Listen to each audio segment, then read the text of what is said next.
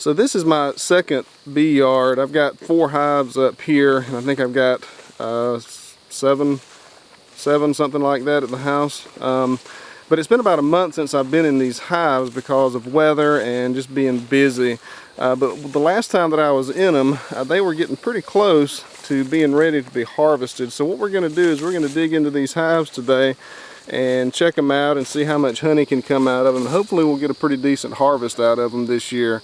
We did have some mite issues, if you remember that video that I posted about treating beehives for mites with Mite Away quick strips.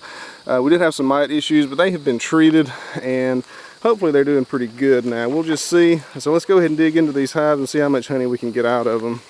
So I'm not exactly what you would call a professional beekeeper. The way that I harvest my honey, I'm sure you've seen plenty of videos of beekeepers going into these hives and taking entire boxes off. But what I do is I'll just go into these hives. I don't use queen excluders because, and I really don't have a moral opposition to them or anything, but I don't use them because I guess they're just inconvenient to me. I'm not really sure why I don't use them. Maybe I just don't understand them completely. Either way, I don't use them. So what I usually do is I'll just go into these hives. Since I don't use excluders, I just harvest around the brood nest, really. Queens usually have a tendency to not lay eggs up in the honey supers anyway, and if they do during a good honey flow, the bees will backfill that anyway, so it's really not an issue. Look at that. Now that is some good stuff right there. That is a good solid frame of honey. And this one, it looks like just about all of these are ready to go. Let's pull some of these on the end as well and just see what they look like. They have propolised the mess out of this stuff. These are some sticky bees. I tell you what, if you keep bees and you don't have the Maxent frame lifter tool, you should definitely look into getting that, because this has been an invaluable tool for me. It is just built great, US made, and see, that's a good frame too. A lot of times, you know, you're supposed to not harvest the frames that are not 100% capped, but I've discovered that if you get the frames that are at least 90 or so % capped, you're probably not going to have any issues. But you know, if you're scared about that, and I'm always wary when I do it too, make sure you get the ones that are 100% capped, because you're never going to go wrong. You're never going to go wrong doing that.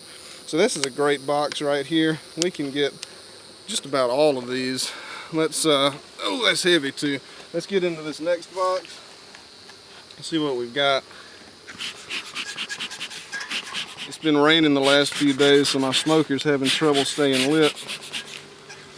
So this box right here, most of the frames are ready to go, but really not all of them. So I'm gonna go grab a box and just kind of pull out the ones that I can use.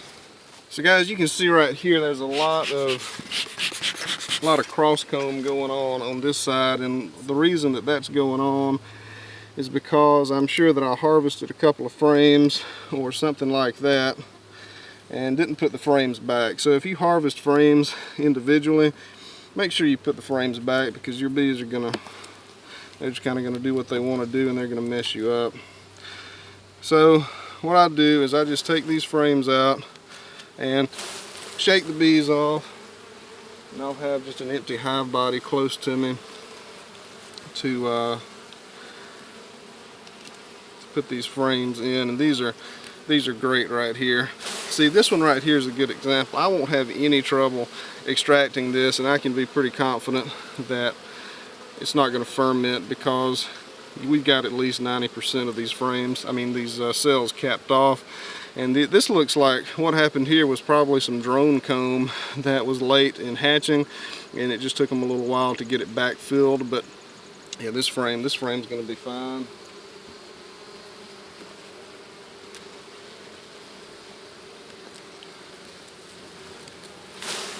And you can tell this is a good, strong, solid box of bees, because have been putting back honey like nobody's business. And these are nice, pretty frames.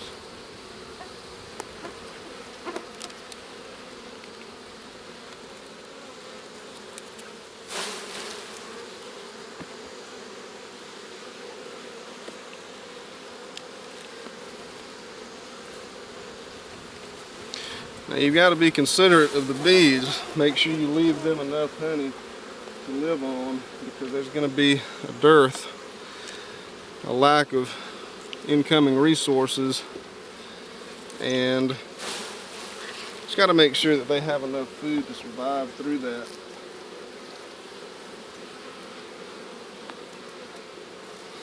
I don't know exactly where this brood chamber starts, so let's go ahead and see what else we've got. Oh, look at that. We'll save that and we can do something with that. Just gotta get the bees off of it. I can use that for my own purposes. I wouldn't sell that because a lot of the cells are uncapped, and there's a possibility that that could ferment. But you know, my smoker's out, so I'm gonna have to do something about that.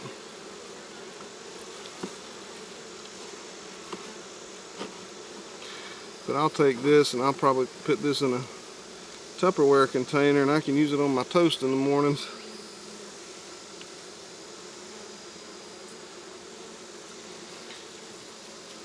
So if y'all are wondering why these frames are labeled the way that they are, it's probably difficult for y'all to see, but when I first started beekeeping, and that was in 2012, I used chemical treatments in my hives, pesticide-based treatments. And see that hive, that one is, we're not going to do anything with that. Obviously, it's very encouraging to see though, because there's eggs in here, so I know the queen is doing fine. But anyhow, when I first started beekeeping in 2012, I used chemical-based treatments. I think I used Amitraz, which would have been, is it Apivar, something like that. But I used that to control my mites. And man, that is a solid pattern. It's hard. Oh, there she is. There's our queen right there. Tell you what, while we've got her, let's see if we can get her marked real quick. It's maybe this year's queen, so let me go grab a marker and we'll mark her. So this marking method, I'm sure it's fairly common. I used to use, well, I still use fairly recently actually, the you know, the queen cage and all that stuff to mark these queens, mostly because I'm just nervous, because it's these little bees are so delicate, you know, and it's difficult to, I'm always afraid I'm going to rip a wing off or something. But this method is the method that I learned off of the Fat Bee Man's channel. And if y'all are not subscribed to him, check him out. He's got a lot of good stuff on beekeeping. But essentially you just grab them by the wing with one of your hands, and then with your other hand grab them by the legs, and she should be fine if you're delicate. And then just let that little spot of paint dry off some. This year is the reason that I'm using red, if y'all were wondering, this year is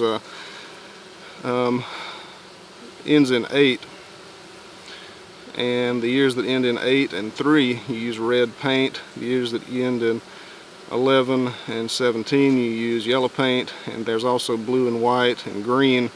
Can't remember what years those are, but just let that set up for a little bit and make sure it's not going to be picked off by the other bees, and then just let her out and you've got yourself a marked queen. Make sure she's doing okay. Those bees will probably try to get some of that off of her, but she should be fine. And that was a successfully marked queen.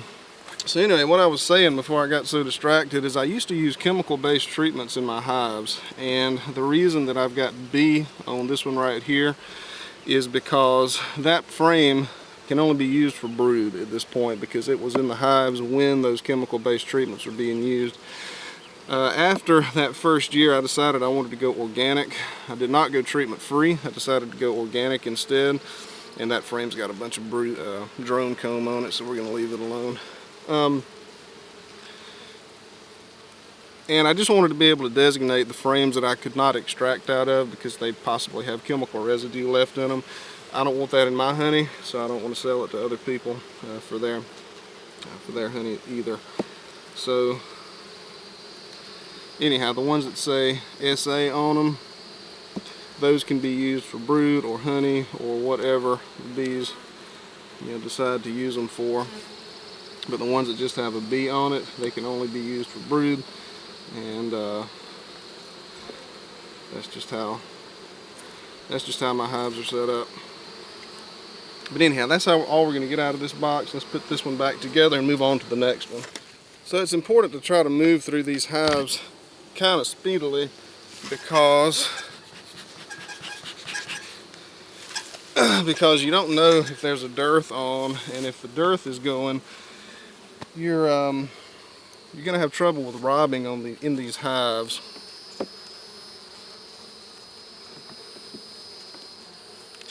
Especially when you've got them open and you've got open boxes of honey sitting around on the back of your truck. And so it's important to go ahead and get this done and not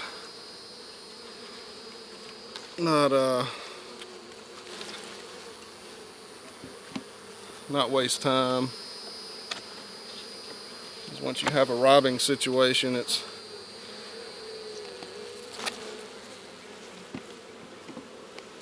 can be a challenge to get that stopped. It looks like I'm going to have to spend some time at some point fixing these hives. You can see this hive body has become warped from the rain, and it's just got some issues. Okay, so I'm not going to extract this box right here because there's just not a lot going on in there. Ooh. I'm going to go ahead and replace this box now. It's trashed. So when you go to replace boxes, it's important, not critical, but it's somewhat important to make sure you put the frames and stuff in the same order that they came out, because the bees work fairly hard to get the setup in the hives that they want. So anyhow, it's important just to try to put it back in relatively the same order that they came out. You know what, this is the hive right here that I dread going into every time. These are the most aggressive bees that I've got, and once you get them riled up, they're just not any fun to deal with.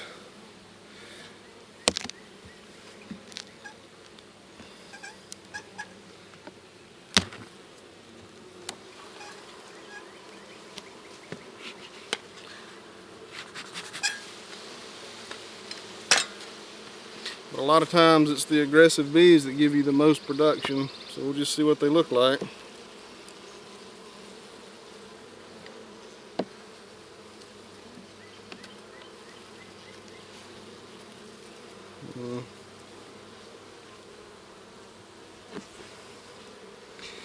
This honey, it smells so good. It just leaves me in awe every time that these creatures were created in such a way that they could go out. Oh, that's a nice frame.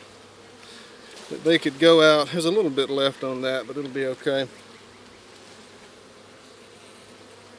That these creatures were created in such a way that they can go out and they can get all the good stuff out of these trees and flowers and bring it back to these hives and put it up in a form that man was able to tame them, essentially.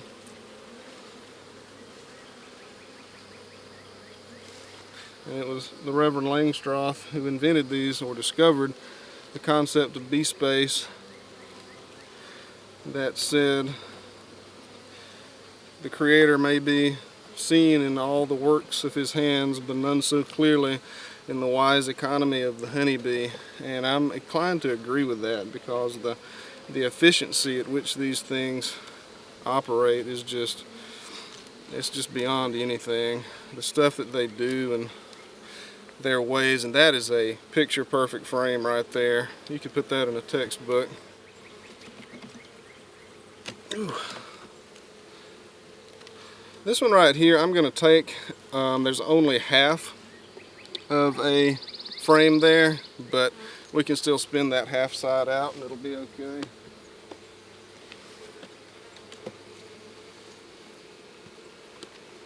we're on to the next box, and guys, this is a really good example of the reason that you need to be keeping your beehives in good order, in good working order. There's a reason that Langstroth developed these hives with movable combs, and if you are in the habit, like I am sometimes, of extracting honey and then leaving these combs out, this is the problem you're going to run into. You see that? That's just a mess, and I've got to clean that out. The silver lining is that I can make comb honey out of that. So it's the next day now, and this is my setup that we're going to use for extracting this honey. We washed off everything real good, got everything good and disinfected, and we're going to go ahead and extract this honey. Of course, that's only one box right there. We actually got about 4 boxes almost full of honey, so I'm excited to see how much honey we get out of it. But this is just the bucket that I decap in, and this is going to be the bucket that we drain into until it gets full, then we'll swap. And this is my extractor. It's a pretty old extractor. It was my granddaddy's. It's just a 2-frame extractor, and it works really well. It is kind of slow because you got to stop and flip the frames, but it does a really good job. And hopefully I'll be able to get a new extractor at some point, because I would really love to have a new one, preferably with its own legs. But anyhow, let's go ahead and get started and see how much honey we can get out of this.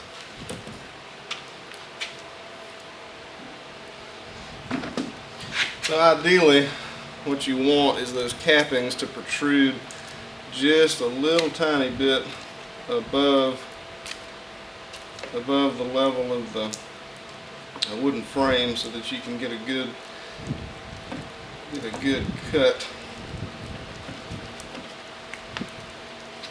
cut off on those cappings. And this one's pretty decent. A lot of these frames were really not pulled up all that far, but we're gonna make do with what we got. And of course, after this, we'll let all those cappings drain as well, because of course I don't have a capping spinner or anything like that.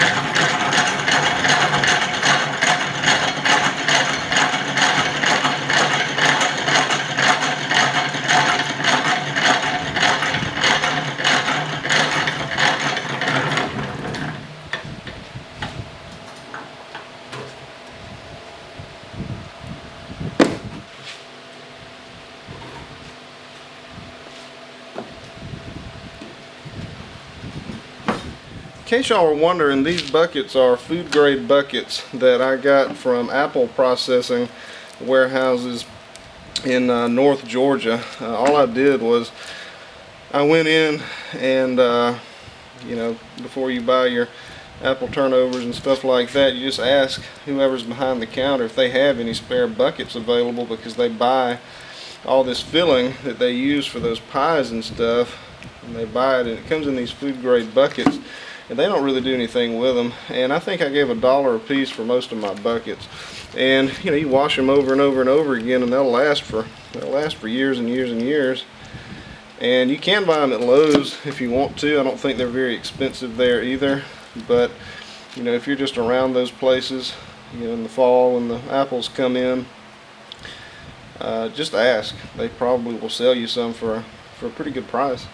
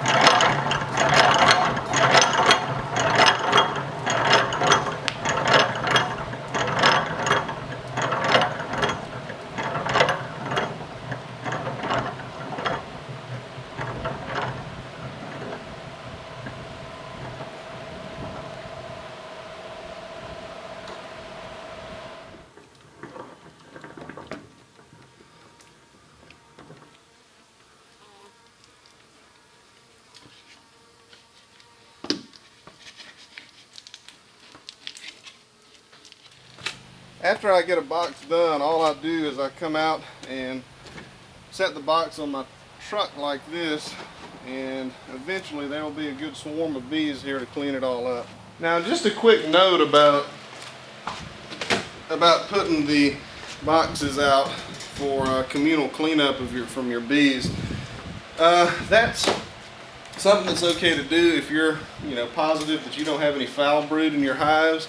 But if you're not so sure about that, you might not want to do it, because you always risk the possibility of cross-contamination, and you don't want to spread foul brood, of course. So after I get done extracting all of the frames, I'll just take the cappings and I'll essentially do what you would call a crush and strain method on them. I will do this to get all those cappings and wax cells broken up really good, and then I'll just dump it in the strainer and let it sit maybe overnight, a few hours or overnight, until those get drained out well enough, and then I'll dump those cappings out and put more in, because of course this is a lot of cappings and they can't all fit in there at the same time. But you'd be really shocked at how much honey is held in this slurry right here. I mean, that's heavy. I'll probably get 15 pounds of honey out of this right here.